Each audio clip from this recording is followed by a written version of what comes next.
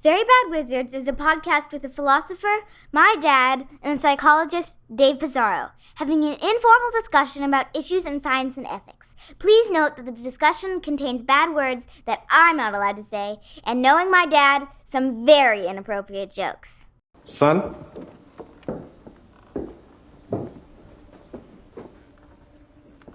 You keep dancing with the devil. One day it's gonna follow you home. The Wayland boss has spoken. Pay no attention to that man behind the curtain.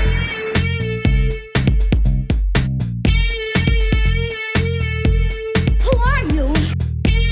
Who are you? A very bad man. I'm a very good man. Good man. They think deep thoughts, and with no more brains than you have. Pay no attention to that man. Anybody can have a brain. You're a very bad man. I'm a very good man. Just a very bad wizard.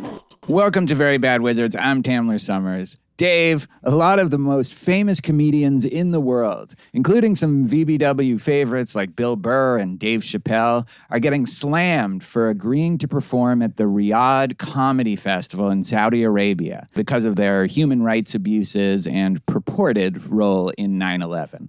I mean, we know it really happened there, but, some people buy that story. So anyway, here's my question. If some Saudi Arabian official or prince offered us a big bag of money, I think they got a lot of money to do this, to do a live show at a Riyadh podcast festival, would we do it? I am going to do it. People like Bill Burr and Dave Chappelle do it, so it can't be that bad. I mean, aren't we complicit in this system by doing a podcast in the U.S.? What are we guilty? Blood is on our hands, Tamler. Blood is on all of our hands. So we might as well have crisp $100 bills in those hands as well. To go with all the blood.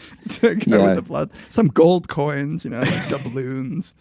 What's your answer? Well, I mean, I do think that has a lot of merit, but I don't love the implications of it. But that's what even some people were saying defending these comedians. They perform in the United States. We're complicit in a genocide. We've been responsible for some of the most horrific things over the last 60 or 70 years that you can imagine. And so but I don't know. I would like to, reserve the right to take a stand against something, even if we're so complicit and we all deserve to die and burn in hell. One man VBW show, Riyadh, coming soon. David Pizarro, the good one.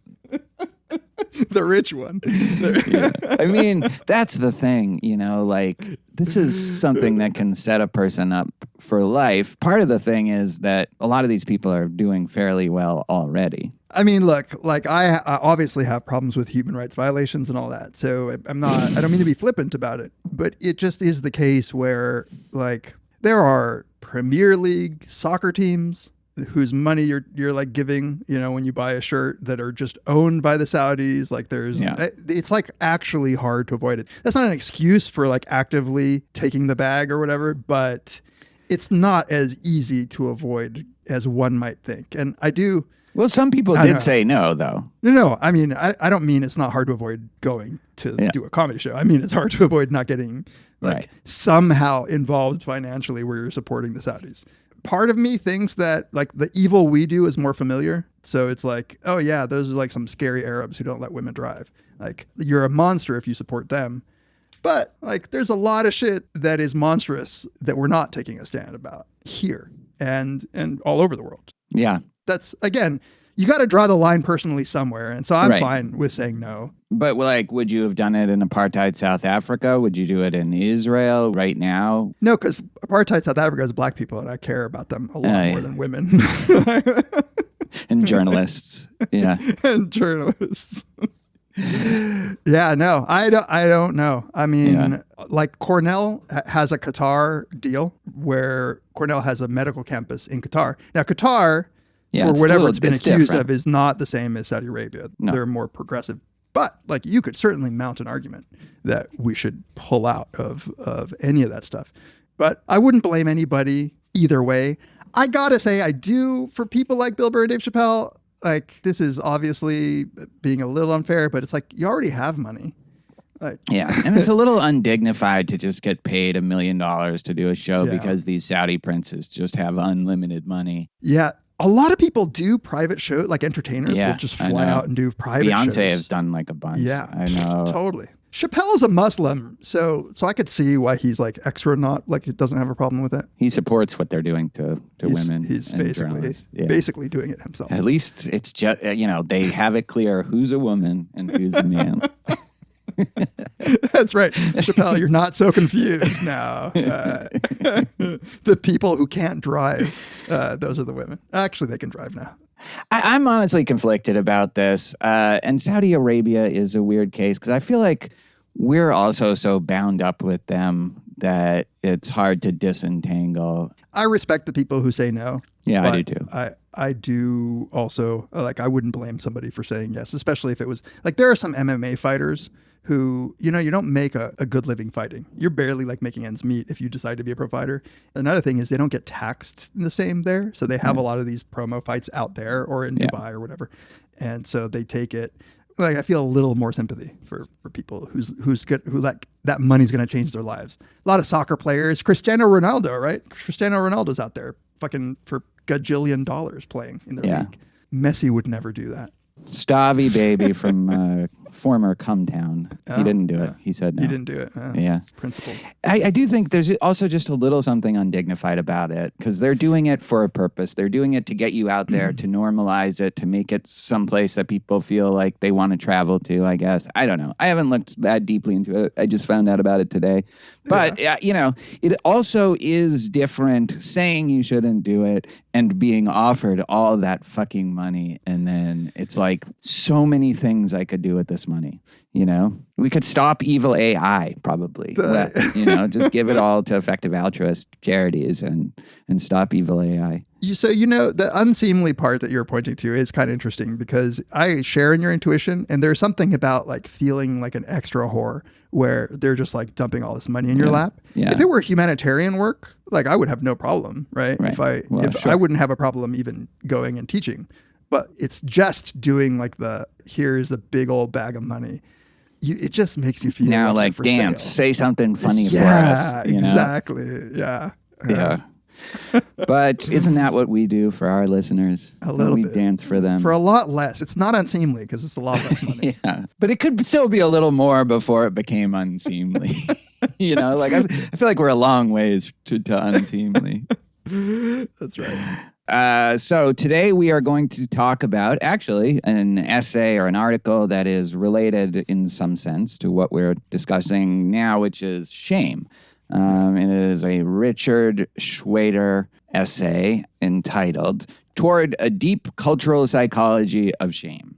Yeah, it's an interesting paper. That's what we'll talk about in the main segment. But first, I think this could be the start of a series. In the series, I would at least propose calling it Things That You and I Might Have Gotten Into a Big Fight Over in 2015. So tell me why this is something you would have gotten in a fight. Okay, so this is an article that somebody said we had to do an opening segment about it, and then I put in the Slack, hey, should we do this? And basically claimed and thought it was my idea. But somebody definitely sent it, and you pointed that out to me. So it's called Queuing in Pubs Disgraces Britain. The practice is unpatriotic and must be banned by Will Dunn in the New Statesman. Just came out a week ago, 6 days ago, actually. So we got we're our right finger on on the it. pulse of the British complainers. Like when we talked about Cracker Barrel, like a week after Charlie Kirk was shot. Yeah, exactly. Yeah, so the reason I think this could get us into a fight is because I could see me being way more on board with this, and I'm still very on board with it, but more abrasively on board with it maybe in 2015. And I could see you really digging your heels into, no, it should be orderly and everyone should get in line, and it doesn't, and it's unfair that some people won't be chosen by the bartender. So the article itself is just a screed against not even a new practice, but a survey that a lot of British people, especially young ones and also the very old, want there to be a line, like a queue in pubs. And he thinks that like destroys the culture of it and the technique of getting the bartender, what do they call them there? Bartender? Barman. The barman's attention. Publican. He calls it a publican. A publican? Or and then a bar person. But, I think he's a turn of phrase. He has a lot of fancy words. As a writer for the New Statesman would. Yeah. So can't you see this being, I'm joking obviously a little bit. Oh, yeah. No, I'm sure we'll disagree about this. Yeah. So I don't think we have to explain this, but usually when you go to a bar or a pub, the one thing that really annoys me about this is that he assumes that we somehow on this side of the pond don't have the same exact practices. You go to the bar, it's busy. You get to the bar and you're waiting and waiting. And the bartender's serving like whatever, all kinds of people before you. And you're just sort of trying to like make this like weird eye contact, but like not too much. But you're trying to play it cool. You're sort of leaned up against the bar, and time goes by, and you're just thirsty. You're thirsty. Yeah. And I've honestly never seen this. The other option that he's saying people are choosing is literally lining up in a single file line of some sort and waiting for the bartender, which I've only seen it like at an event where there's a cash bar. Like at a stadium, if you're going to the bar at the stadium or something like that, they might have that. But yeah, you're right. It's very unusual. It's actually kind of surprising that practice is not more widespread. So I don't think this Will Dunn is denying that, it can be kind of frustrating sometimes if you don't get their attention. And here's why I think he's making this case just solely for British people is because he thinks there's best practices in Britain, right? Like he says, techniques differ, but as with most things in British society, it's often best to approach sideways. Once the bar is within reach, a hand is placed casually upon its edge. This is performed as a relaxed lean, as if it was not the establishment of a key tactical position. At the bar, there is a further performance of core British tenets. You do not tell the publican, you're next. This is the kind of thing an American would do.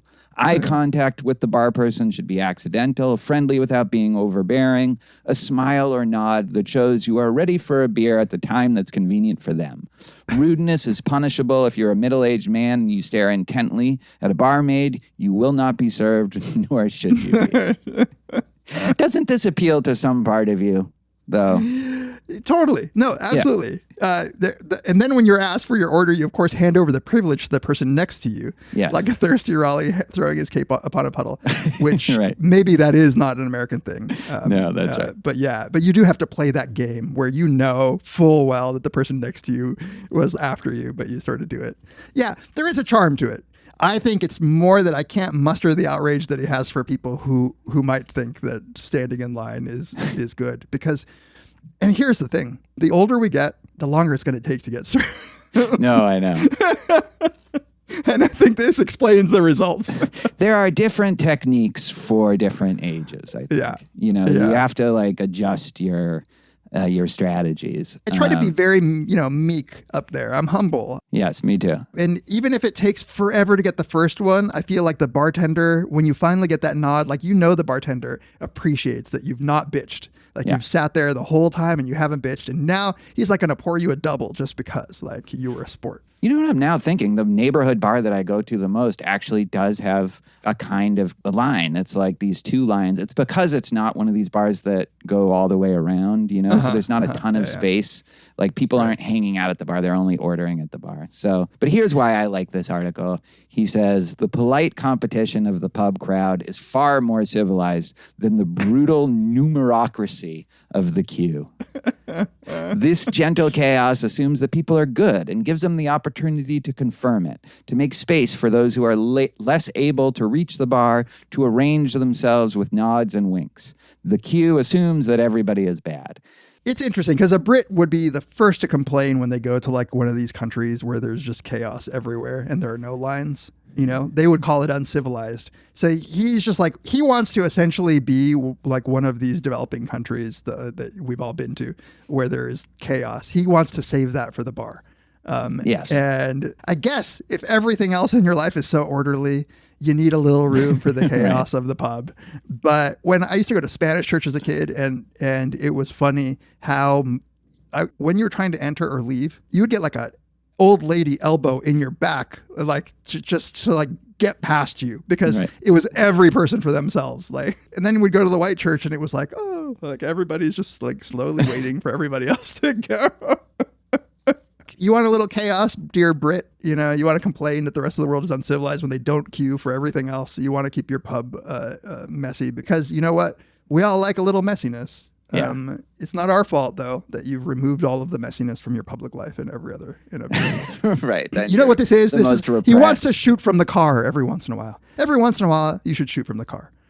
Wait, what is that? The Hemingway story. That Oh, right. Guys, look at you. Like you barely read any Hemingway, and now you're just dropping Hemingway references. So we're all supposed to get it.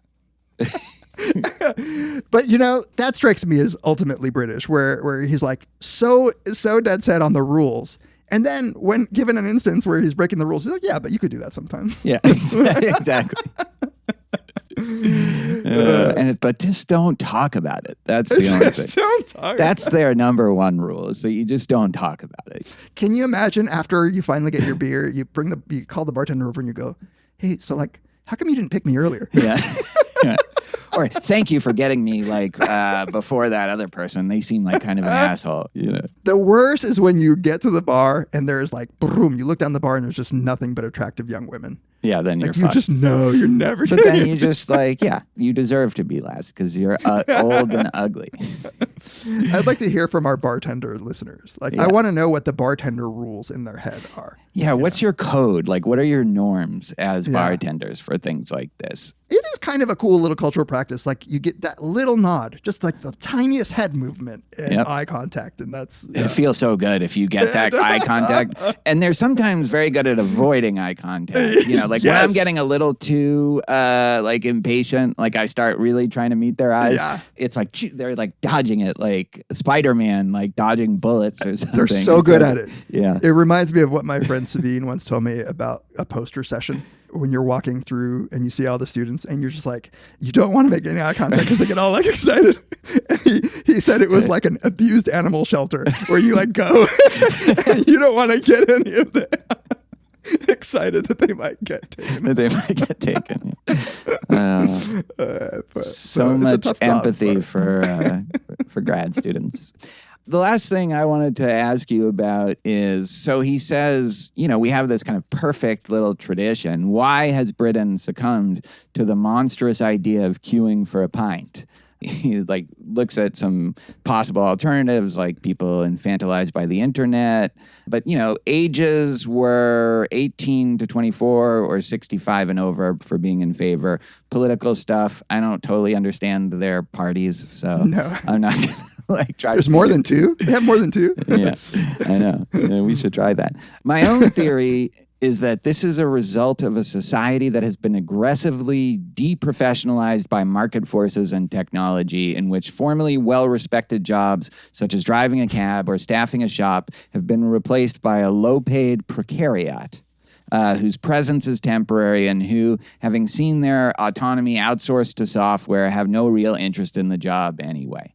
You don't see a GP, you see a physician associate. Your conveyance won't actually be done by a lawyer. Your news comes from social media. You write to your MP and get a reply from ChatGPT. Capital has dissolved the old structures of employment status, and now no one trusts a barman to decide who gets the next round.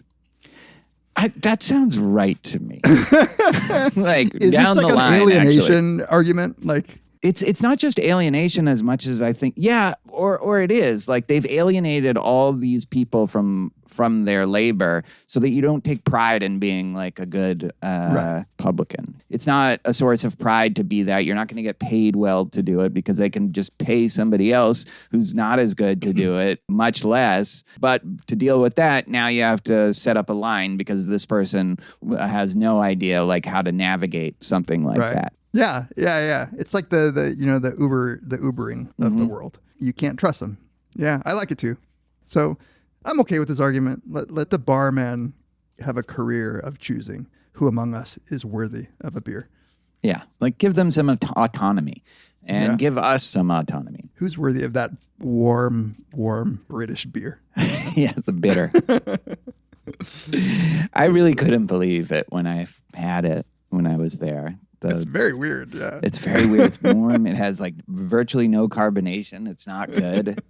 But, the pub is not a practical place, as he says. Yeah, I think you're right, actually. And he says at the end, like in other more mechanistic areas of life, there are practical reasons to queue. Like I think he's talking about the mechanization of everything. Yeah. Like, and we are becoming just parts in a machine, all working for capital. I like this idea that we always want a little bit of chaos in our life.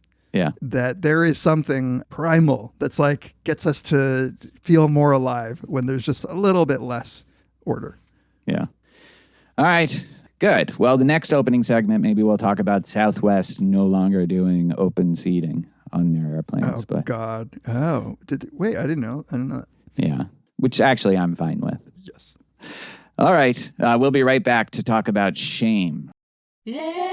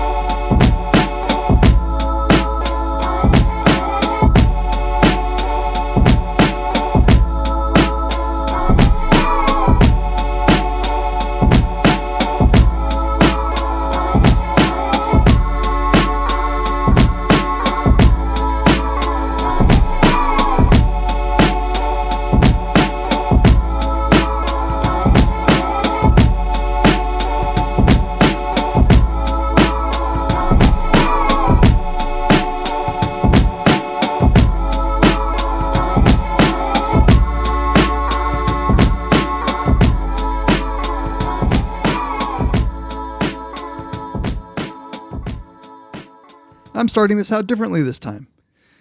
I just wanted to say sincerely thank you to everybody who is listening, whether you've been a long-time listener, whether you just started listening to us, or whether you sometimes listen, sometimes don't. All of that really matters, and we appreciate it. We wouldn't be here without you listeners, and you're supporting us by just listening, even if you don't realize how much you're doing it. It really means a lot to us. If you want to support us by reaching out to us, by communicating with us, you can do that by emailing us, verybadwizards@gmail.com, or tweeting to us at Tamler, at Peas, or at verybadwizards. You can do social media stuff, join the Reddit subreddit, reddit.com/r/verybadwizards. You can talk to us on Instagram at verybadwizards. And if you want to give us feedback that the rest of the world will see, you can always go to Apple Podcasts or Spotify, give us a rating, leave us a review. Good reviews are always appreciated. And it's always been a priority of ours to keep our podcast absolutely free. It's not paywalled or anything like that. Anybody who wants to listen can listen. But if you appreciate us and have the budget to do so, and you want to support us financially, we very much appreciate it. I don't know if we'd last 13 or 14 years or whatever we've been doing this without this kind of support. You can, of course, go to our support page and see the various ways in which you can help us out. You can donate to us via PayPal. You can buy some swag, t-shirts, other clothing. You can get some mugs, or you can join our Patreon. And if you do, you get something in return, and you get to be part of a community that is a wonderful community that we really enjoy interacting with. There are various tiers there. $2 per month and up, you get all of our episodes ad-free, like our total back catalog, and you get access to my little beat compilations, 9 of those. At $5 a month and up, you get all of our bonus content. That is tons and tons of back catalog of us talking about movies, TV shows, having other guests on. All that is available to you, hundreds of hours, including to listening to our monthly Ask Us Anything segment, other podcasts that we've done, the Reintegrators with Paul Bloom, and our Deadwood podcast, The Ambulators. All that's available to you at $5 a month and up. At $10 a month and up, you get all of that. Plus, you get to vote on an episode topic that we do a couple of episodes a year, things that our Patreon listeners suggest and then vote on. You get access to our Brothers Karamazov 5-part series. You get some of my Interpsych lecture videos and a couple of Tamler's lectures on Plato Symposium. That's all there. And finally, at $20 a month and up, you get all that stuff. Plus, you get to be the ones to ask us anything. Once a month, you can give us a question. We'll answer it. And you also get to watch us answer those. An unedited video version of our AUA. Once again, thank you to everybody for your support. Social, moral, financial, all of the other ways you can think of. We really appreciate it. Now back to the episode. All right, now let's move on to our main segment, which is an article by the cultural psychologist Richard Shweder called Toward a Deep Cultural Psychology of Shame. This was published in Social Research, an international quarterly journal I don't think I knew about, in 2003. Let me just give a brief introduction to Shweder and what cultural psychology is, because he actually comes from a really interesting perspective. He's trained as an anthropologist and sort of became a cultural psychologist by just being interested in specifically how culture shapes the human psyche. So whereas, anthropologists might be interested in all sorts of things like cultural customs and languages, he was just specifically interested in how it shapes the human mind with that real anthropological sort of perspective that there is not a universal human mind. It doesn't make sense to speak of human universals. What's better to speak of is what role culture plays in shaping basic psychological processes, and then in turn, how psychology influences cultures. So that's where he's coming from. And I really appreciate his perspective as somebody from anthropology doing psychological research. I think that he has contributed more for moral psychology than a lot of psychologists have. And so the way that I was introduced to Shweder and his work and cultural psychology in general was reading his book on cultural psychology in college, but then early in graduate school, reading an article that he wrote on specifically moral judgment across cultures. And Shweder did most of his work, all of his research really was done in India, looking at a small town in India, in particular a Hindu temple there specifically. And he interviewed, in-depth interviews with people of different socioeconomic statuses in Chicago, where he's at the University of Chicago, and people of different social classes in India, and just ask them a bunch of questions about their moral judgments and put it together in what I think is this wonderful article, Shweder, Mahaptra, and Miller in 1987, where you get this rich sense of what people's moral views are, everything from, which actions are considered the most wrong, which are the least wrong, and then a nice comparison across cultures about what is shared and what isn't across cultures, across socioeconomic status, across caste. That kind of shit you just didn't see, and you don't see now, especially now with trolleyology and all that. So this approach of really seeing through cultures, trying to understand the mind through the lens of how culture shapes it, I think is a really interesting and valuable one. When you say because of trolleyology, you mean now what they would do cross-culturally is they would just give them prisoners' dilemmas or trolley problems or things like that, ask Gettier cases. If you're an X-Fi.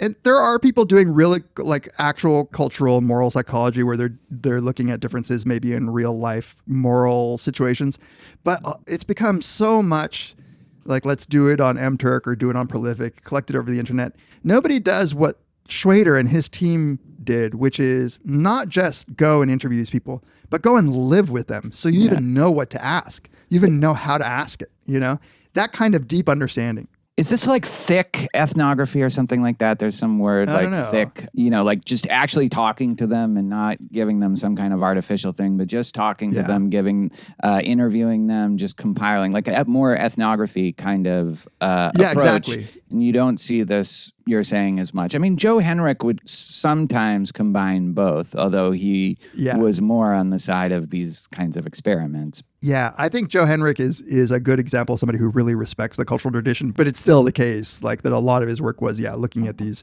dictator games or whatever these economic games were to try to measure people that way. And that is different than just asking them, like in conversation, a bunch of questions. Even the like how to translate a word, which we'll get into when he's talking about shame, is something that you can't really grok until you've spent some time like understanding the concept. Because it's real easy to just get one informant or one translator that gives you this word and you just run with it. And you haven't really understood the concept. And actually very relevant to this, you might just assume that we all share the meaning in like all sorts of ways and not realize that there are nuances to the concept in that culture that really do not translate at all. And you might be surprised. Yeah. Just to ward off all the Joe Henrich heads who are yelling at their speakers and going to write us angry emails. I did read a great book of his called Why Humans Cooperate. And the whole point of that is partly methodological, where you combine these experiments with a rich ethnography, which I think his wife does, or somebody he knows very well, and like use all of the tools at the hands of science. Yeah, that's fair. I think he does it right. I mean, he's also looking more at evolutionary universals. Yeah. And so I think he has more of a reason to try to study basic processes by using some of these standardized ways. But I don't by any means think that he is being like flippantly giving people trolley problems. But for someone like Shweder, the goal really isn't to find universals to begin with. He makes it clear in this article that he thinks there are universals, but they're less interesting to him. And maybe we overstate them. As psychologists. And this article, as I see it, is trying to even figure out, like, how do you determine, like, whether to call something universal or not? And that's one of the more interesting aspects of it. Yeah. So the last thing I'll say broadly about Shweder is that his influence in moral psychology is really clear and direct in that he came up with this sort of community autonomy divinity distinction of sort of what cultures value in their ethical frameworks. And that directly led, John Haidt studied with Shweder. That all directly led or influenced deeply the whole moral foundations literature. Yeah, I mean, like Haidt basically just added first one like foundation more, and then two more, I think. But yeah, he carried on that tradition. But Shweder always seemed a little bit still resistant to, from my memory of it, making it too systematic like that. Yeah. I interacted with Shweder once when he gave a talk at a conference at Northwestern University on moral psych stuff. And I was like so stoked because that article that he wrote really kind of solidified my desire to go into moral psychology. And I really was excited to tell him. And something funny happened. I asked a question that I think he took as me being kind of like mean-spirited or challenging. I don't know. And then I told him, you know what? That article that you wrote like really totally shifted my interests. And you could just see his face like all of a sudden turn and just like become friendly. And he's just so appreciated. And this is just as a general rule. No one will ever not want to hear a nice thing about the research. It doesn't matter. And I thought like Shweder's like this huge deal. Why does he give a shit if like I liked his article or not? Yeah. But when I talked to him about this community autonomy divinity stuff, I mentioned this work by Paul Rosen, where they link community autonomy and divinity to these three different emotions, like disgust, anger, and he hated it. He was like, that wasn't me. I had nothing to do with it. He clearly thought they were like systematizing it too much or claiming some sort of universal stuff too much. Yeah. So he kept the anthropologist in him. Yeah, exactly. So in this article, he's reporting on the work that it's built on the work that he did in India, looking at moral judgment in this group, but specifically about this emotion of shame. And he's taking sort of a cultural psychology framework to try to understand how we make sense of cultural differences or universals when it comes to emotion. And I like the way that he starts out. He starts out by saying, like, imagine that somebody came up to you and said, isn't it interesting that in this culture, the word shame means like being super proud of like one of your achievements or something like that. And he says, you would think that they just got it wrong, right? He says, so what do we make? Like, how should we approach an understanding of emotion that takes into account cultural differences, but that also tries to maintain that sense that we have that like there is something about shame that is universal, and conceptually at least, where you could be just using it wrong. Like, it's not completely 100% culturally determined. There is something about the concept shame that we all agree like ought to be present whenever we use that concept, because shame is shame. And so that's the starting point for this article, where he says, what do we make of that analytic approach that wants to say there is a universal, at least, definition of what we mean by shame? And then what do we do with all of this approach that he favors, which is really trying to understand what cultural differences, how they shape what kinds of emotions we have. The example that he uses of somebody saying, oh yeah, in this, these Brahmin families of the Oriya language speaking, shame means for them the good feeling that people have when they manage to acquire the things they want most in life, and they can display it to the community. So we would know something's off there, but it's actually a little tricky to try to pin down exactly what's wrong with that. So like, I'm not saying it's definitely wrong. It sounds incoherent. It sounds like we're just using terms differently or something like that. But to figure out where to draw the line, if you're going to acknowledge that there are going to be cultural differences in the meaning of shame across cultures, then it requires like some kind of minimal definition of it that like, so we all know we're kind of talking about the same thing, but it can't be too specific so that it will be completely different culture to culture, and it will start to look unrecognizable to other cultures as the experience of shame. So you need like what he calls a minimal mandatory meaning of shame if you're going to even like engage in the project of studying cultural differences about it. Yeah. So he says that there's a hermeneutic principle that the abstract idea of shame is what it is, means what it means, and therefore must convey at least that minimal meaning wherever you happen to be on the globe. It's like you can think of clear cases where if somebody said, did you know that the word pain in Spanish means like when you feel really good? You'd be like, well, you're just talking about something completely different.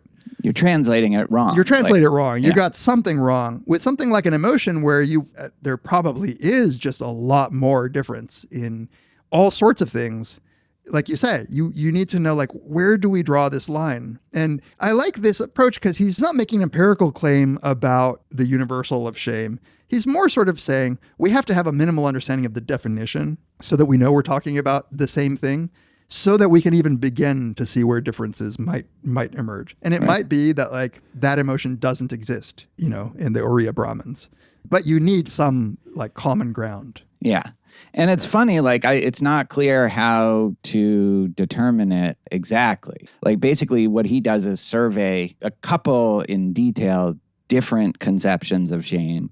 One of the mutiny on the Bounty episode and Colonel Bly and, like his conception of shame versus the conception of shame by Jana Malamud Smith, which are completely different. We don't have to get into the details of that. So basically, that's the way he gets at the minimal meaning is just by like seeing, okay, what are the common denominators of here's two people who like speak English, so we know that the words are the same at least, but they have a totally different conception. What's the overlap there?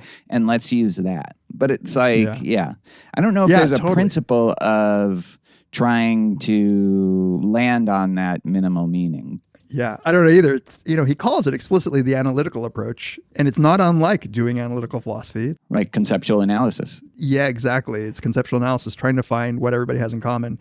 So let's read the definition.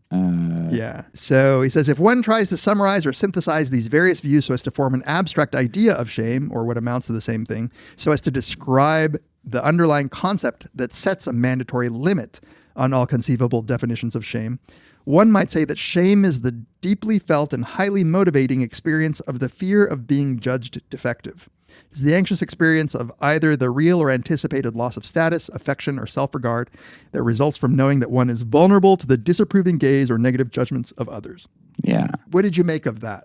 I think that sounds very good as a starting point to me. Like, I like the way he describes it. You know, maybe it's a little melodramatic to say the terror that touches the mind, the body, and the soul. As Otto Rank showed. As Otto Rank conclusively demonstrated. Beyond any possible doubt that shame is the deeply felt and highly motivating experience of the fear of being judged defective. Yeah. You know, like I'm doing an independent study right now on shame. Oh, yeah. We should say that's how we got started talking about this. That's how we did. Yeah. So we just started, but we read Bernard Williams' Shame and Necessity. And I like this idea and earlier where he talks about all the different features of it, like what it makes you want to do, the phenomenology that you feel in the body, the other emotions that it might generate, the way we communicate shame, like both feeling it ourselves or thinking someone else should feel it. All of this are aspects of it. So then when you're going for the bare minimum meaning, it's like you really want something broad. And I think that's a good one, you know? Yeah. I actually want to talk a little bit more about those features. I mean, this is one of the ways in which Shweder, I think, just does this right. Just carving the emotional space is kind of weird. Yes. It's a difficult thing to do. It's like how do you determine what is an emotion and where to divide it? So sometimes I give the analogy of the spectrum of visible light. You can slice it up. We pick the terms red, blue, green. But, who's to say where you carve up the spectrum and label it? Maybe that's what emotions are. Some people argue it's much more universal. There are these super evolved things like fear that are a natural selection solution to a specific set of recurring problems that aid in survival, and it's a natural kind. And I think that Shweder is at least taking the psychology of emotion and philosophy of emotion and looking at what do we mean when we say that something is an emotion. And these are all things that are in the literature. So what are the antecedents? What are the things that tend to make you feel this way? Like, is there any similarity in the situations? Mm-hmm. What are the appraisals that you're making about the environment around you, whether it be people or the things? Like, are they negative? Is it blocking a goal that you're pursuing? There are all these appraisal theories that really focus on what are these appraisals that you're making that give rise to different emotions. And you can divide up different emotions by looking at what these appraisals are. So an appraisal that somebody did something wrong and you have some control over that, leads to anger, right? That the bodily feelings, that's a big one. What does it feel like in the body? And then just what does it feel like, as he says, affectively? These are all things that really are, you try to take a broad look at all these things and say, okay, now if I look at this, I can say with some sense that there is such a thing as shame and there is such a thing as guilt and there's this anger and there's fear, because they all seem to, they're like a family at least of emotions. And what I really like is that what he ends up at is at least a conceptual shell that can then be filled in by the cultural stuff. Yeah. Right? Yeah. And then the rest of the paper is showing the different ways it can be filled in. The way he leads into these 7 components, he says, it can be helpful to separate the following components of a complete emotional episode. And I thought there was something weird about that phrase. What is a complete emotional episode? It's like a fainting spell. Right. Yeah, but I get what he's trying to do, but that's why this makes my brain hurt. This I have a hard time wrapping my head around what exactly it is that we're doing, this is saying that here are 7 components of any complete emotional episode that you would have. Yeah. But how do you know that something is a complete emotional episode versus a partial emotional episode? Right. I see what you're saying. It really does require, you have to grant certain premises to get to other premises. Yeah, no, you're right. And here's a stab at answering a small part of that question, which is, at least when people talk about emotions, they often are referring to and when they distinguish it from something like a mood or some other form of motivation, they say, okay, emotions are these things that happen that make us feel a certain way. They motivate us to act in a certain way. They give us certain bodily changes and they change our appraisals of the world. And they're fundamentally about something and they only last a minimal amount of time. Unlike a mood, which is you can be in a bad mood and not know why you're in a bad mood, and that bad mood can persist for the whole day. Like when you say I'm afraid, you're afraid of that thing, and when that thing is gone, it's sort of over. And I think that's all he means by an episode, as like pointing to the relatively short duration and object-specific kind of episodes we have, yeah. So then on this account, is like being sad or feeling kind of depressed not an emotion? Some people would call that a mood. Yeah. But I guess it just depends. But I think people would call it an emotion. Certainly the people who made Inside Out would call it an emotion. Right. But as we heard from Vox, while that might have been great cinema, it wasn't good philosophy of mind. Actually, that's interesting. I was thinking this when we were reading this, because some of the appraisal stuff that he's talking about is from that tradition of basic emotions, and that tradition that gave rise to Inside Out. Yeah, the Ekman stuff. And there is a psychologist, Decker Keltner, who was a consultant on the Inside Out movies. He got paid the big bucks by Pixar, and basically told them all this Ekman stuff about basic emotions.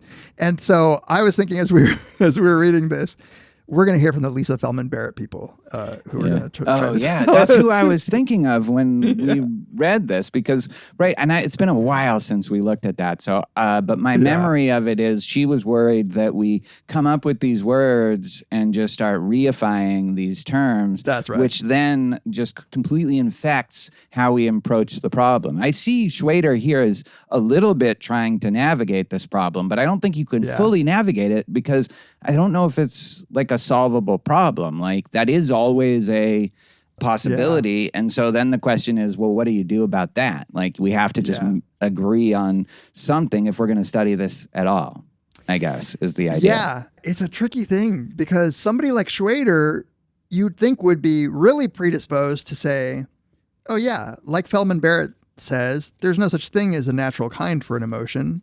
This is all just sort of culturally constructed. But that's not what he's saying really at all. Feldman Barrett is more extreme about this. She really thinks that it doesn't make sense to have the category fear or whatever.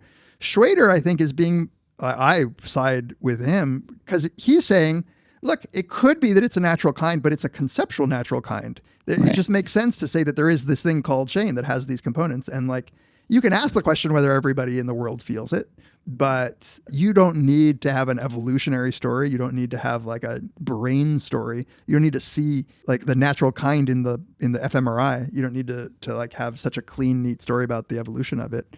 But humans feel shame, yeah.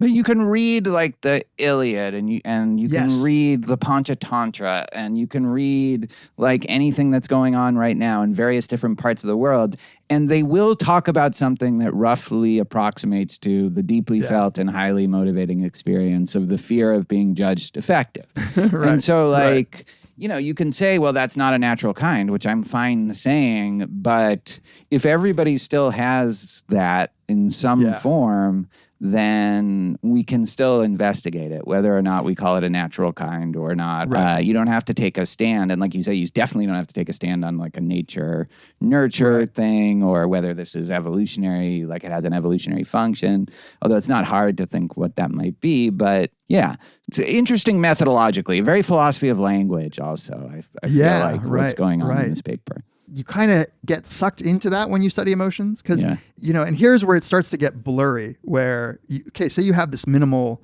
mandatory definition. Here's like one of the things that I wanted to ask you, because there's a literature on this where you want to know what distinctions people are making, like the just regular normal people. And so if I asked you to tell me what the difference is between shame and guilt, like what would you say off the top of your head? Well, there's a couple, you know, this is something I talk about in the book, actually, like relative justice and why honor matters. So there's two different ways of conceptualizing this. One is the idea that shame is about something about you. Guilt is about what you did. So shame, it's very much about your self-conception and like what yourself is looking like to other people. Whereas with guilt, it's like, well, yourself is the same, but you did this terrible thing. And so like, the things that follow from that might be different. Like with guilt, you might be trying to make up for it. With shame, you have to do some more reconstructive work of like who you are and stuff as a way of addressing it or what you're motivating. So that's one way of doing it. The other is, I think, maybe less instructive, but what's big in the time where they're talking about the distinction between shame cultures and guilt cultures. This comes from Ruth Benedict in her book, The Chrysanthemum and the Sword, where she contrasted like Japan as a shame culture and us as a guilt culture. Later, that sometimes got cashed out as dignity culture. But the shame culture is very concerned with your reputation, your face, and so when you feel a drop in status, you feel shame in a shame culture. But guilt is more about individuals, how you feel about yourself. And it doesn't matter, as much in a guilt culture what other people think of you. It's more like, have you lived up to the values that you... Right. But those things, all of this stuff actually can blur a lot. Like shame can motivate feelings of trying to offer compensation, repair relationships, and guilt can make you sometimes want to disappear into the floor or like figure out what's wrong with you. Like, so it's, I don't have a clean distinction, but I guess it's the over the act and over something about you that to me makes the most sense. Me too. And in these, like when they survey at least English speaking people, that seems to be the distinction that they're making when they use the words. But like you said, it's blurry because sometimes I think that people, when they say guilt, they mean shame. Like when they say that like, oh, don't live your life in guilt. They're not really talking about like specific guilt over acts like that you might like violated. Right. I think they think that you're negatively evaluating yourself, like Freudian guilt of some sort, like you're living sort of with this like baggage. And there it's like, okay, I don't think there's a right answer. You just want to at least be able to make the distinctions. And, whatever you call it, it's like the difference between jealousy and envy, which is, I think, a reasonable distinction that we make in our language, where jealousy is something that you have is like threatened, somebody else might take it, versus envy is wanting what other people have. But in everyday life, people use those terms. I learned that like when I was 45 or something. Yeah, right. That was even the way that people talked about it. Yeah. I mean, the one, like, I think clear kind of case is like, you wouldn't feel guilty about, oh, I taught this whole lecture in front of 300 people with my fly down. Yeah. You might feel ashamed, but then it's like, but is that shame or is that embarrassment? Yeah. And that's a tricky distinction too. That is. And, in Spanish, they're both the same word. Yeah. And like vergüenza is the word used for shame and embarrassment. And I was doing a little bit of reading about this to prepare, and it seems as if embarrassment really does seem like a matter of degree, both like how bad it was and how bad, like whatever norm or rule or whatever you violated, how serious it was or how moral it was or whatever, where usually by embarrassment we mean something like kind of temporary that was in the situation that's not that big a deal. So it's like very low grade shame or something like that. Exactly. Yeah. It's like temporary low grade shame. Yeah. But it does seem like, as someone who is often embarrassed but never lets it affect like my self-conception, probably to a fault. Like, it is something different in terms of, do you feel like this reflects badly on you as a person? Yeah. But I think even there, you could just say, I think it reflects a little badly that I would teach my like a whole lecture with my fly down or something like that, So like, these things are tough at the margins, but that's okay, I guess. Right. Yeah. I think that's fine. I think that the trick is to offer clarity when discussing these things. And this is what I think some of the clarity that is being offered here is valuable. So when Shweder does start talking about the mutiny on the Bounty, and whatever this person wrote about this, sort of like a reframing of the story by saying, Captain Bligh wasn't like the bad guy. He was just sort of living in an era where the things that he valued, like the code that he lived by, was starting to be devalued by everybody else around him. And so when people sort of like reacted to him and did whatever, do you commit mutiny? What do you do? Mutinize. Whenever they mutinized him. They were thinking that the way that he was acting was actually wrong and bad, when in fact he was acting just out of a different code.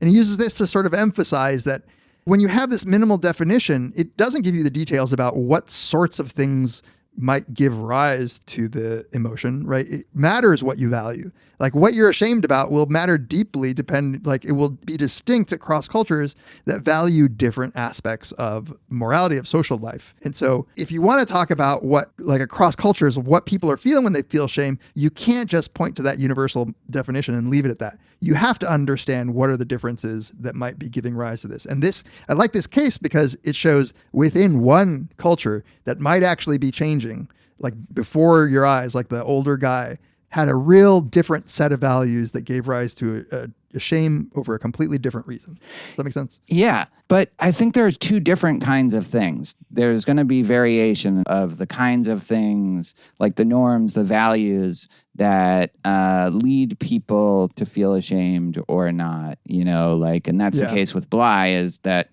like he was in one value system, but his crew was in a different value system in Tahiti. But then there's another kind of variation where it's more than that. It's more than the norms are different, that when you violate it, you might feel shame. It's more just, I think it's actually harder to specify. But one thing that was, I thought, interesting in the Williams, the Shame and Necessity, where he looks at the way people talk about shame in Homer and in the Greek tragedies, is so they didn't have a word for guilt, right? They just had a word for shame.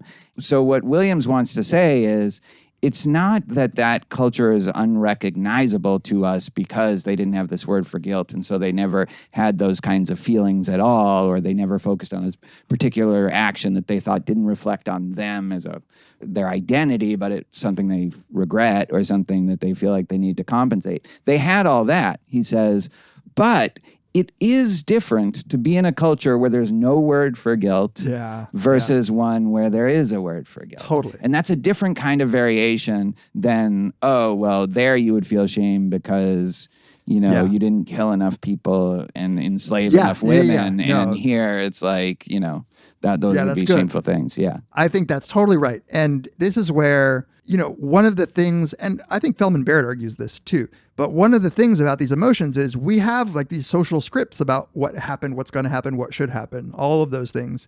And so when you have like the shared word for shame that encompasses the guilt stuff, I think you'd be more likely to do the kinds of appeasement behaviors that are associated with shame as a way of dealing with what we might call guilt over something bad that you did, because you would have just the one script. And it does remind me, back to the color example, there are cultures that don't have words that distinguish like green and blue. There are, cultures that don't have lots of color words. They can see the colors. Like, it's not that they can't see the colors, but when you ask them to like sort chips, like color swatches or whatever, they put green and blue in the same pile. But obviously, if you tell them, like, they'll say, yeah, that's a different shade than this. But it influences how they like think about color, how they act about these colors. Like, there's a lot that is infused when you are working with sort of this one definition. So that's a good analogy, but sticking with that analogy, like I would ask you, like, do you think they have a different phenomenology when they see the color, even if it doesn't mean that they think it's the same as that color? Do they have a different phenomenology? Because I think what Williams is, he's trying to find a balance, but he's saying there might be a little bit of a difference in phenomenology. That doesn't mean it's unrecognizable. It doesn't mean they just lump all these things together, but it does mean that it is a little different to experience those kinds of things that we might call guilt and they would still call some subset of shame. It's a little different in terms of the ways that you might act or something, like, but not fully. Yeah. And so I feel like that might be true with color too, right? Yes, they can tell that there's a difference, but they still maybe see it differently than someone that has a word for cerulean blue or something like that. Right. Like, I feel like I don't see colors that well because I don't know too much about different colors. Yeah. I agree. Like, we could get into the definition of see, but I actually think that you don't even need to, because I think you could see the same thing physically and have different phenomenology. And as an example, like, I would say, even within English, people like you and me, we see like a bunch of different shades of pink, and we just think of them as like, oh yeah, those are all pinks. Right. But if you're like a designer and you have to work with fabrics of different colors, or if you're like a web designer and you have to like know the different codes for the different colors, you might really say like, oh, look, there's a fuchsia, there's hot pink, there's magenta, there's salmon. And I think that actually means that you're experiencing the colors differently. I agree. Yeah. And I think the same for emotions, where there are individual differences in how good people's concepts of emotions are, or at least how granular they are. Yeah. So I think some people really can say like, oh, I'm feeling, a bit of resentment, but also some sadness about this. And there are people like maybe more men who would be like, I feel bad. Yeah. Like, so what bad do you feel? I don't know. I just feel bad. Right. And I think that more than color even would affect your phenomenology of what's going on. I mean, I wouldn't put it in such a gender essentialist way, but I meant trans women too. okay. So no, but I think that's absolutely right. And I think like people who work on their, like through therapy or maybe meditation or whatever, who can get a more fine-grained understanding of their emotions, which will like make the emotions feel differently. Yeah. Okay. So as a way of giving another example from his own research on the cultural differences between Oriya Indian speakers, he says like, okay, there is this word lajya that he had introduced at the beginning, and it does seem to be a shame-like emotion. But the way that he talks about this is like super interesting. Like, and I remember in his book, I think him talking about it. He specifically talks about a 15th century heroic Oriya story called the Chandi Purana.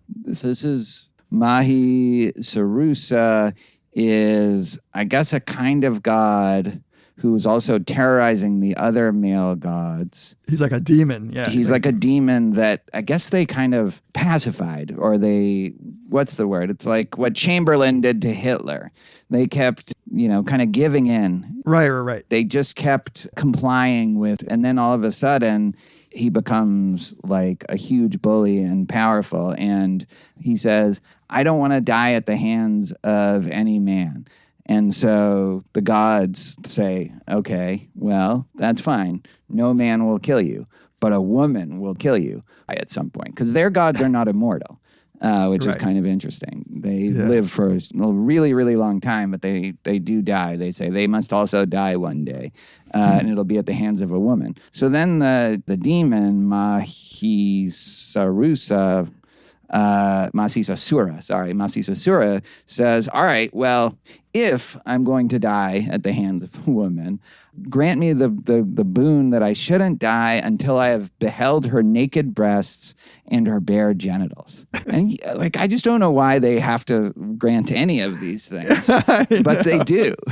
Yeah, they'd given him 80,000 years of penance, and at the end of that, they were like feeling a little bad. Mm-hmm. Like, all right, we'll give you these boons.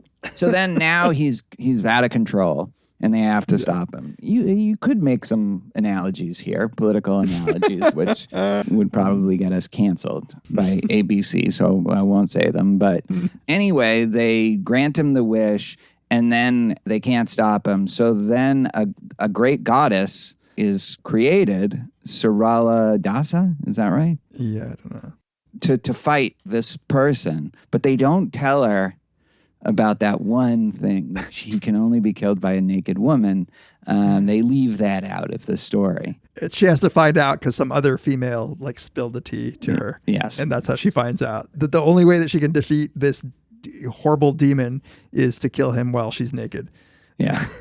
So she strips naked, exposes her genitals to the demon's eyes, and then kills him on the spot. So then, because none of this has touched the idea of shame yet. So there's this subsequent scene where they go down there to the great goddess, who I guess is named Durga, with offerings, and they find her just there, lying naked in the street. And they were overcome with lajya. They could not draw nearer, and the goddess exclaimed in rage, "There shall be no male gods left in heaven. None shall remain unslain today.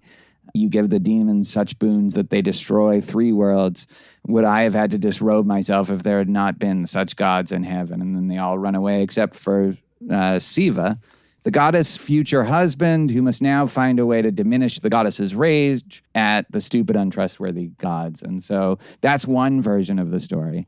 But then the other version of the story is that it's the goddess herself who's overcome with Lagia, enraged at having to expose the sexual parts of her body to the demon in order to save the world. She decides the world does not deserve to be saved, and in the form of Kali, she goes on a mad rampage of destruction, killing and wrecking everything in sight. Which is like that, that image of Kali, which like lots of hands and like holding like the head of a man. And it's gnarly. It's always has scared me. Sounds like they have it coming, though. Yeah. So here, in order to stop her rampage, Siva, who in this version is already her husband, lies down on a road because she's going to walk that road and sort of like makes her step on him without noticing. And it turns out that stepping on your husband is an act of great disrespect, which I don't know how killing the whole world isn't, but I guess stepping on your husband is. And I see she's that. overcome. That seems right to me. You can't step on your husband. She notices what she did and she's overcome with Lagia. And this is what like stops her rampage. She's like causes her to regain her composure, cool her anger, and transform herself back into protective rather than destructive force. So here the shame is serving an important function of like sort of stopping the bad behavior that's going on, which I think is a interesting and resonates with what shame might be doing. The function of shame. Yeah, exactly. Yeah. But in the original case, it was the gods that had Lagia, and that just caused them to want to kind of pull back from her. Right, because they saw her naked and they weren't supposed to. Yeah.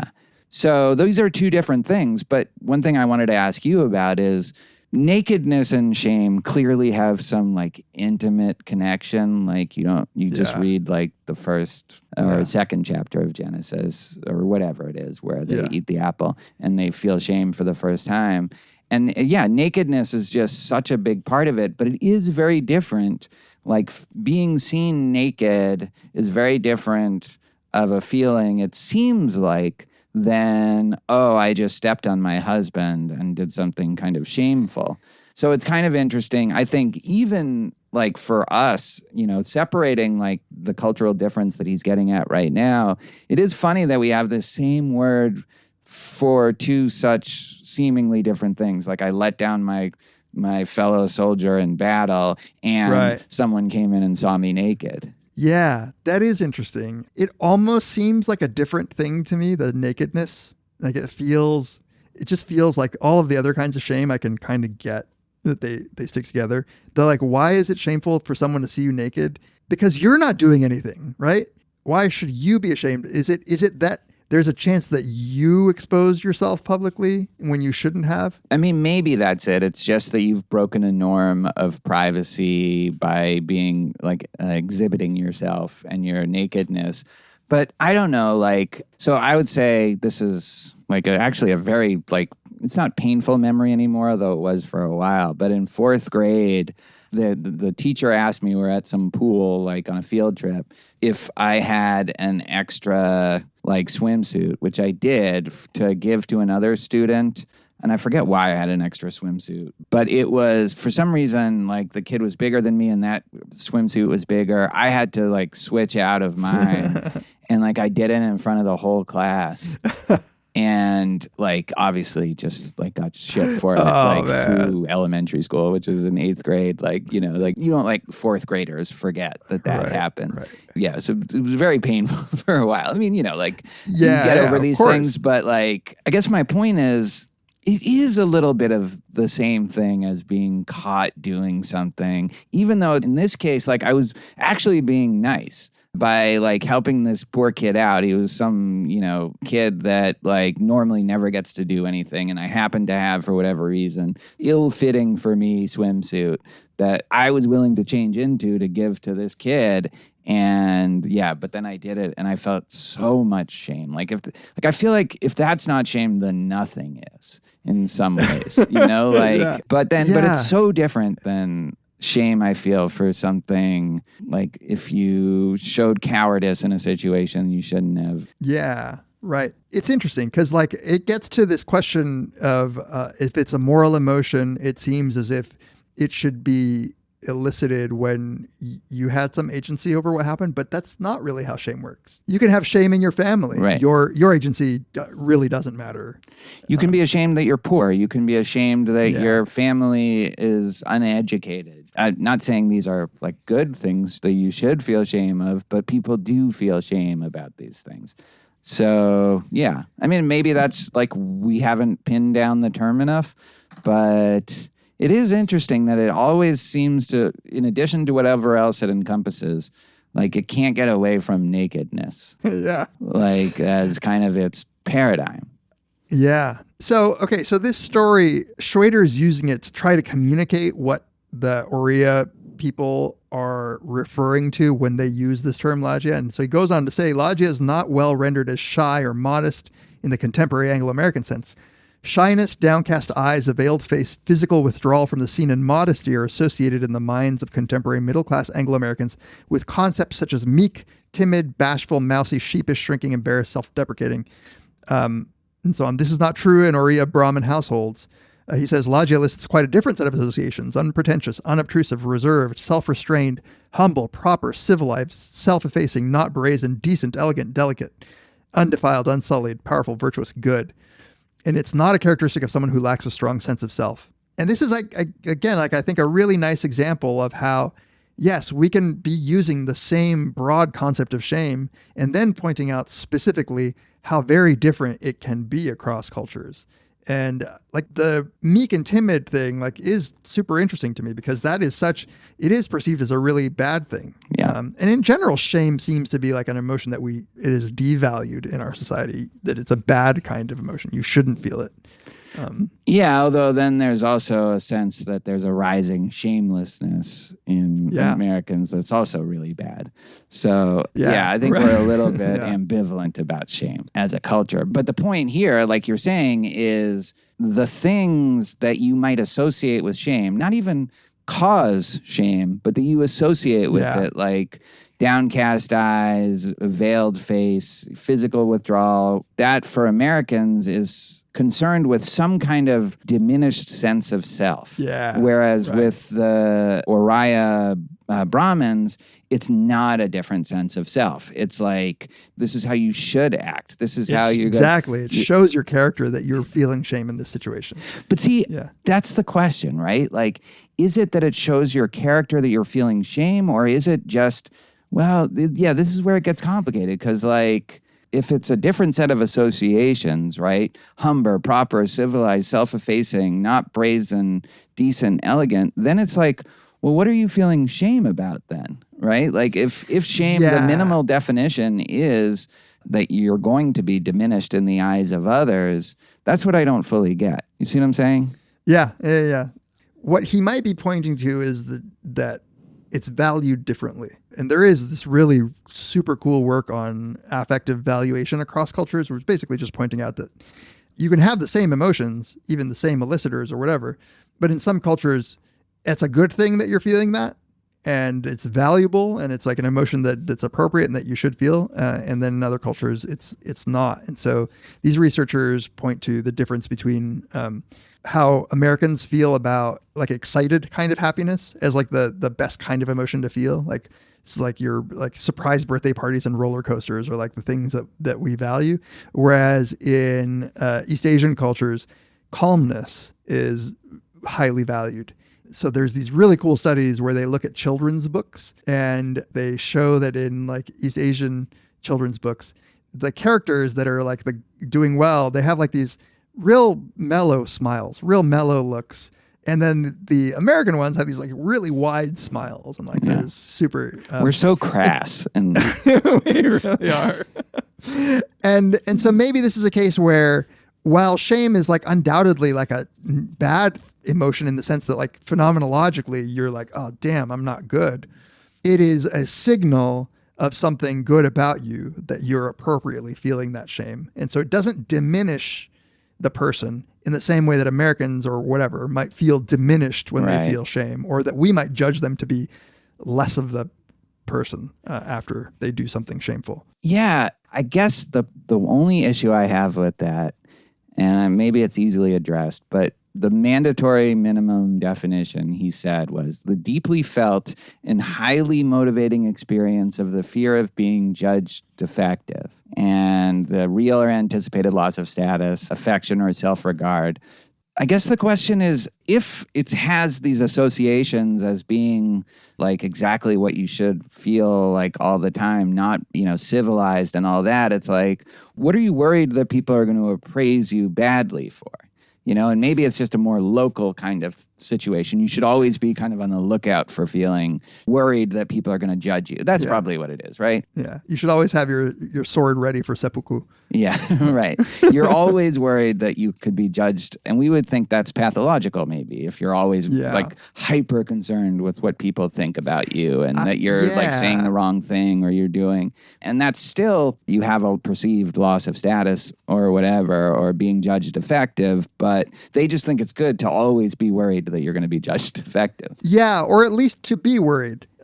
In a way that shamelessness is like a bad sign. Yeah, that's fair. Yeah, the next paragraph he says, the ego of a person with lodge is thought to have become enhanced and elevated precisely because of his or her highly cultivated or civilized sense of propriety, knowledge of the roles and rules of society, desire to uphold the social order, and sensitive ability to avoid offending the honor of others.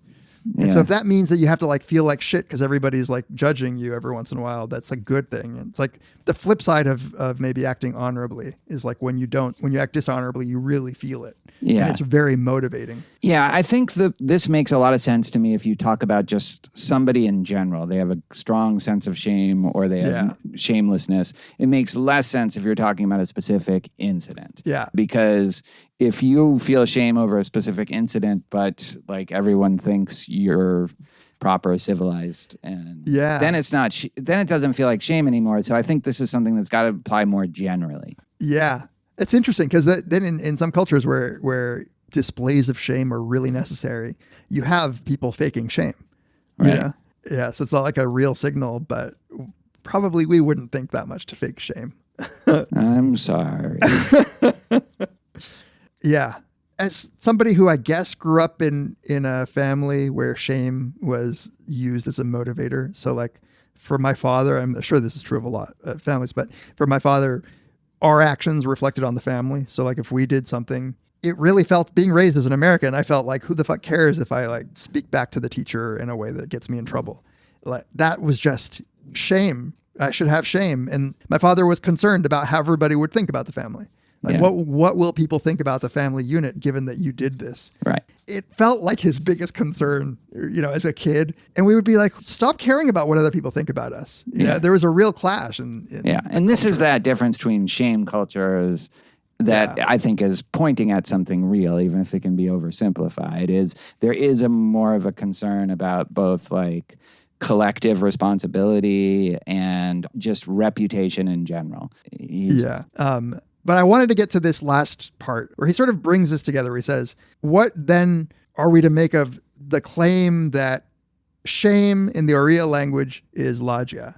And so he says, if you mean that like, okay, lajya can be translated as this minimal definition, the deeply felt, highly motivating experience of being judged effective, then he actually thinks that's the wrong way to say it. Because he thinks that you're not properly understanding what lajya is if you're just using that concept and saying that's the adequate translation. Because he thinks that you have to understand the specific manifestation of the abstract claim. And that until you understand all of those specifics that we've been talking about of what Oriya Hindus feel when they say they're feeling lajya, you haven't understood anything about shame cross-culturally. Right. You can't. It's like you're not giving a psychological account if all you're doing is giving the minimum definition. That minimum definition is just conceptually what you need to go about studying. And it's chosen in part because it's broad enough that it can apply universally or close to universally. Yeah. And maybe not all emotions are like that. Maybe things like nostalgia or, whatever emotion you can think of might be super culturally constructed and it doesn't make sense to talk about them universally in other cultures. But your point is it's still empty. Even though you have this definition that you think will be true of all cultures, you haven't learned anything about cultural differences or cultural similarities until you fill in like all those 7 components. And then you are going to find something different. Right. That universal definition is the beginning of the process, not the end. Like you said, it's empty until you fill it in. And I think that we sometimes make the mistake, as somebody who studies emotion sometimes, where you think if you've gotten to the commonalities and you arrive at a definition, that you've discovered something, when maybe you haven't. Right. So when he says, alternatively, if the claim means that the Oriya word laya is semantically equivalent to the English word shame, then I think that it is wrong as well. In the context of any particular community of English language users, the word shame will imply, connote, or bring to mind its own special local set of ideas, for which there may be different cultural exegesis, linking it to the abstract idea of shame, that is, fear of being judged defective. So I guess what he's saying is it's not a language issue. He says, in other words, neither the English word shame nor the Oriya word lajya are names for the abstract idea of shame per se, nor do those two words mean the same things, except in the minimal sense. Alternatively stated, lajya on the east coast of India and shame on the upper west side of Manhattan are not just two different manifestations of the fear of being judged defective, because each of the particular ways that such an abstract fear has taken cultural and historical shape creates a new mental state of a distinguishable kind. That's, I think, the key claim that he's making here, that there is a new mental state that the culture determines or influences. And like, that's not just a language issue, because you see this even when it's the same language. Yeah. And that's a controversial claim. Like, that's a claim that a lot of people who study emotions would not get on board with. But I think that it is interesting. It's not just, there's a milquetoast way of doing cultural differences. And it's just to conclude that, oh, isn't it interesting that there is this universal, and then maybe there's some details that you say like, oh, they feel it more in this situation than this situation. In this culture, they don't fear spiders. Yeah, exactly. And I guess, as obvious from the title, he's making a deep claim about what a mental state is. It's infused with all that cultural stuff. Yeah, that's good.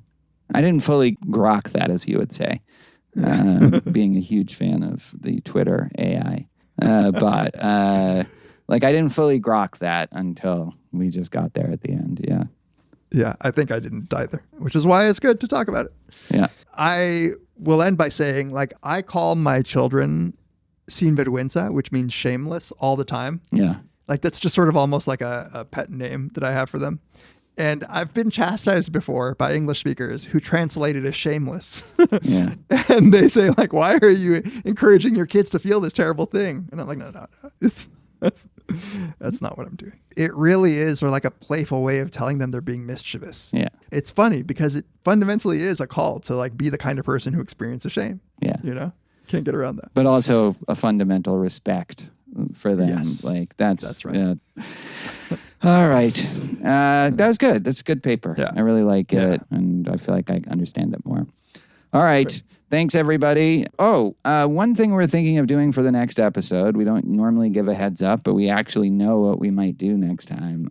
In honor of Paul Thomas Anderson's One Battle After Another, which I haven't seen yet, not sure when I'll get to it, hopefully soon, but in honor of this movie that's a huge phenomenon, we thought of doing Paul Thomas Anderson's other Pynchon adaptation, Inherent Vice, which will also be part of our Noir Summer series. And it ends it, right? Yeah, that was going to be the last capstone. movie, the capstone of it. So other titles have been Chinatown, Double Indemnity, The Maltese Falcon, Touch of Evil, and Kiss Me Deadly, which we also released for everybody. But if you do want to get all of those, you can become a Patreon supporter. But otherwise, no matter who you are, even if you don't give us a dime, you will get to hear us dig into Inherent Vice next episode. So watch it again, because it's great. Very underrated. About that. Yeah. All right. Join us next time on Very Bad Wizards. The great boss has spoken. Pay no attention to that man behind the curtain.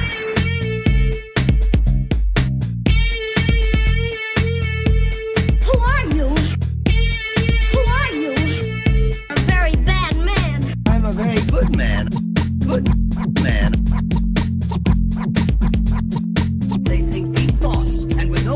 brains than you have. Pay no attention to that man. Anybody can have a brain. You're a very bad man. I'm a very good man. Just a very bad wizard.